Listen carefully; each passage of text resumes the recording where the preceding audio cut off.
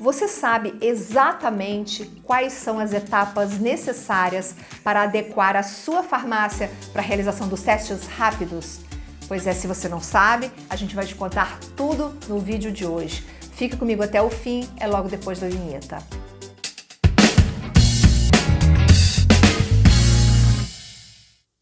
Olá, bem-vindo de volta ao canal da Ascoferd no YouTube. Este é o Ed Farmácia, toda terça, você já sabe, a gente sobe um conteúdo novo aqui, mas se você não é inscrito, se você está chegando aqui pela primeira vez, se inscreve no canal, ative o sininho das notificações, isso é importante para você ser notificado e para o YouTube entender que o nosso trabalho é relevante para o setor farmacêutico.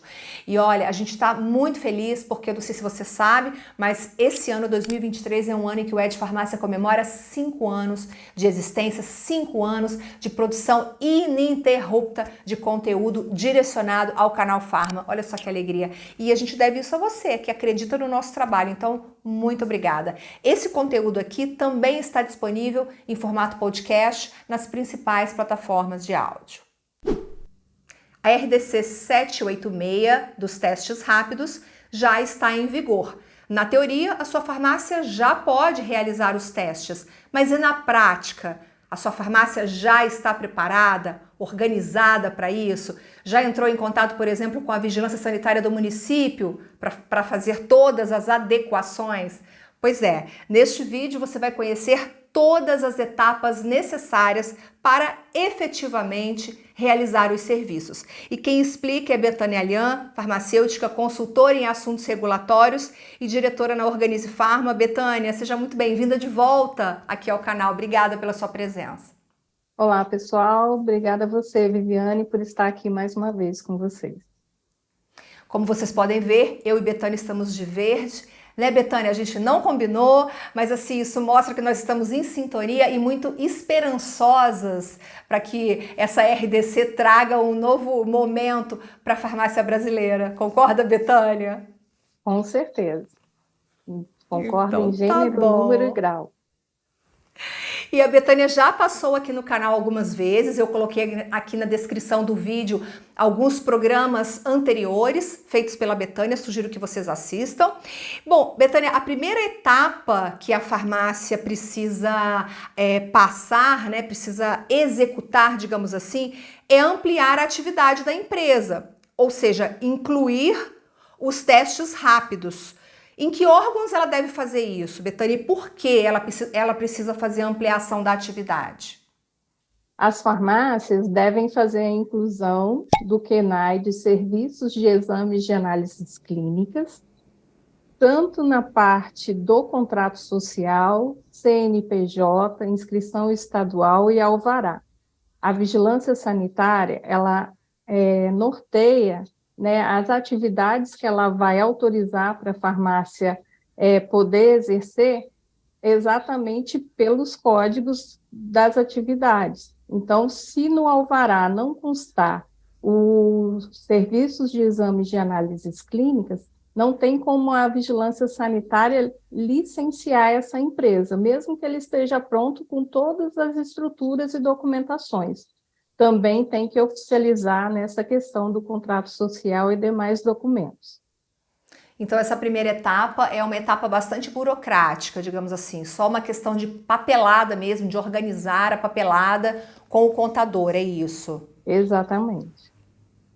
E em relação à Anvisa, Betânia, a inclusão dos serviços, né, a inclusão dos testes como atividade da farmácia, impacta o valor da taxa que a farmácia paga para a Anvisa? Na verdade, sim, a farmácia ela não vai precisar pagar uma taxa para a Anvisa, né? Não existe mais essa cobrança de taxa anual na Anvisa. Mas todos os requerimentos que as farmácias fazem para ter ampliação de atividade na AF gera uma taxa. E aí essa taxa ela é cobrada em cima do porte da empresa. Então, por isso que é importante a empresa fazer a adequação do porte para pagar a taxa de acordo com o faturamento da empresa. Tá, então vamos recapitular. Uma primeira etapa é ampliar a atividade da empresa com a ajuda da contabilidade, incluindo os serviços farmacêuticos, incluindo os testes rápidos. Uma segunda etapa seria atualizar o porte da empresa na Anvisa, é isso? Exato, porque algumas farmácias ainda não possuem na AF a solicitação de serviços farmacêuticos. Então, é necessária essa adequação na AF para que ele também possa exercer não só a questão da realização dos exames de análises clínicas, como também os de serviços farmacêuticos que estão vigentes atualmente. Uma terceira etapa seria referente ao farmacêutico que vai executar os testes. O que exatamente a farmácia deve fazer no que diz respeito a esse profissional? Esse profissional que vai realizar esses exames, ele tem que ter habilidade e talento para realizar esses tipos de exames, né, Viviane? Principalmente porque são testes que identificam doenças que são de impacto na vida das pessoas. Por exemplo, um HIV positivo. Não é só o farmacêutico realizar o teste e dar um positivo para o paciente, né? Colocar lá na declaração de serviços farmacêuticos e positivo. Positivo, e aí? O que mais que esse paciente vai fazer, né? Então, mediante esse resultado, o farmacêutico ele tem que fazer as orientações primárias e o encaminhamento desse paciente para os órgãos que fazem os tratamentos de acordo com as doenças identificadas. Mas esse farmacêutico, ele precisa ter registro em algum lugar? A farmácia precisa tomar alguma atitude em relação a esse farmacêutico que vai realizar os testes? A gente precisa deixar bem claro que tudo que é feito dentro da farmácia está relacionado ao Conselho Federal de Farmácia e o Conselho Regional. Então, desde a alteração contratual que há necessidade de notificar o Conselho, né, dar andamento nessa alteração, nessa atualização de cadastro, e não esquecer nunca que a farmácia ela tem que ter um farmacêutico durante todo o horário de funcionamento. Então, independente se ele faz serviço farmacêutico ou exames de análises clínicas, ele vai ter que ter o farmacêutico durante todo o horário de funcionamento. Então, essa é a primeira prerrogativa. O que pode acontecer é, às vezes, se a farmácia tiver uma demanda muito grande de realização de exames, ele precisar de um terceiro farmacêutico ou quarto farmacêutico que fique só para fazer a supervisão da realização dos exames de análises clínicas. Mas esse farmacêutico também, ele não precisa ser o RT da farmácia, mas ele tem que comprovar o vínculo com essa empresa, para ele estar realizando esse tipo de serviço. Entendi. E a farmácia ela deve se cadastrar no CNES, Betânia, no Cadastro Nacional de Empresas de Saúde? Essa também é uma etapa do processo? Também é uma etapa, porque as farmácias precisam, né, ter o CNES para que elas possam fazer as notificações junto aos órgãos. Então, vai ser necessário esse número de CNES, que geralmente é a Secretaria de Saúde do município que orienta como fazer esse cadastro. Hoje já é uma realidade ter o CNES para as farmácias que exercem os serviços de vacinação. Porém, perante a legislação do CNES, do Ministério da Saúde, todas as empresas que são classificadas como estabelecimentos de saúde, já é necessário ter o CNES. Então, como a farmácia já tem essa legislação como reconhecimento, né, como estabelecimento de saúde desde 2014, então é fundamental que as farmácias que fazem os serviços de vacinação, exames de análises clínicas, ou apenas os serviços farmacêuticos que eram contemplados na RDC 44, todos precisam ter o CNES. Se você chegou até aqui nesse vídeo é porque você está realmente interessado em realizar testes rápidos na sua farmácia. Eu fiz uma entrevista, um programa sobre os 5 testes rápidos que não podem faltar na sua farmácia. O link está aparecendo aqui em cima para você. Sugiro que você assista, que está muito bacana. Betânia, a farmácia ela precisa notificar o resultado desses exames que ela vai realizar? Existe alguma etapa a ser cumprida na Secretaria de Saúde do município nesse sentido de notificação de exames? Alguns exames, algumas doenças, né, elas têm essa obrigatoriedade de fazer a notificação, e geralmente a Secretaria de Saúde que vai orientar como fazer essa notificação. Declaração de serviços farmacêuticos. A farmácia precisa ter um modelo de declaração para começar a fazer os testes? A declaração de serviços farmacêuticos, ela já é uma realidade da farmácia desde 2009. Na RDC 44, vem descrevendo todas as informações que é necessário ter na declaração de serviços farmacêuticos, e, além disso, também há agora a necessidade de se colocar os parâmetros, né? Então, se você vai dar um resultado de, por exemplo, de um exame realizado de glicemia, qual é o parâmetro dessa glicemia? Então, geralmente, você tem um valor estipulado pelo Ministério da Saúde, né? Quais são esses valores que estão normais ou acima e que precisam ter essa adequação. Então, na declaração do serviço farmacêutico, todas as informações da RDC 44 e mais as informações que são inerentes a cada exame realizado. Procedimento operacional padrão. A farmácia que vai fazer os testes, ela precisa ter essa etapa, a etapa de criar um procedimento operacional padrão para cada teste que ela vai fazer? Sim, existe uma questão que, por exemplo, vai ter um POP para coleta do exame. Ok. A coleta geralmente é o mesmo procedimento. Porém, cada teste ele requer um tempo, um tipo de procedimento, de uma técnica que vai ter que estar descrito nesse POP. Assim como as orientações que os farmacêuticos vão realizar, como num teste para sífilis, um teste de dengue, de zika, como essas orientações elas não vão ser padrão, elas vão ser específicas, o ideal é que o farmacêutico tenha um POP para cada tipo de teste que a farmácia optar por realizar. E, Betânia, um outro ponto também que você coloca como uma etapa a ser cumprida é estar em dia com as boas práticas da RDC 44. São muitas boas práticas, né, que a RDC traz. Você destacaria as principais, as que você acha mais importante?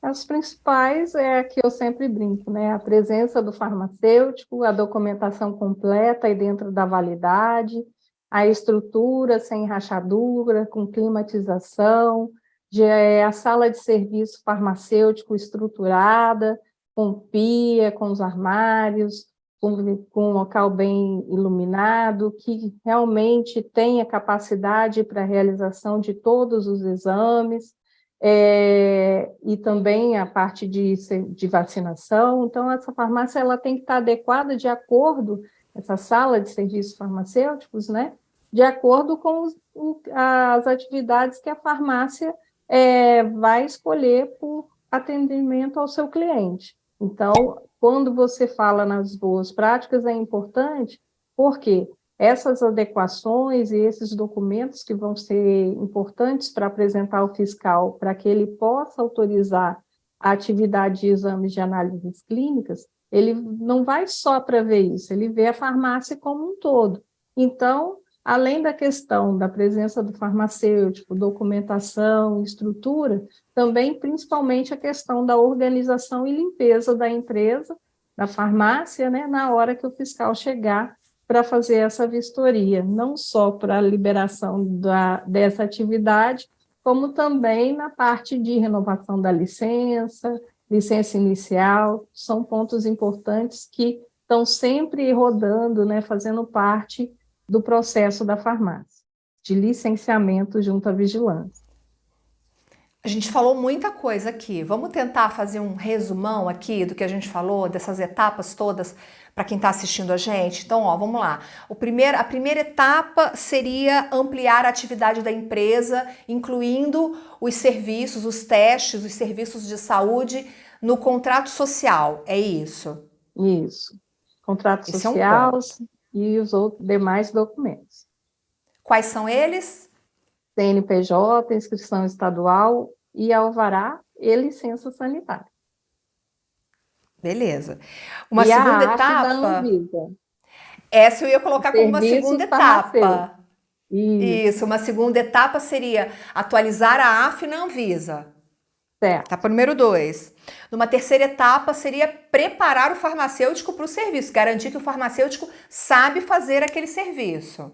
Uma das coisas que está bem evidente nessa RDC, Viviane, é a questão do treinamento inicial e contínuo, não só do farmacêutico, mas de todos os funcionários. Essa parte é bem importante, porque há necessidade de ter registro desses treinamentos e essas capacitações.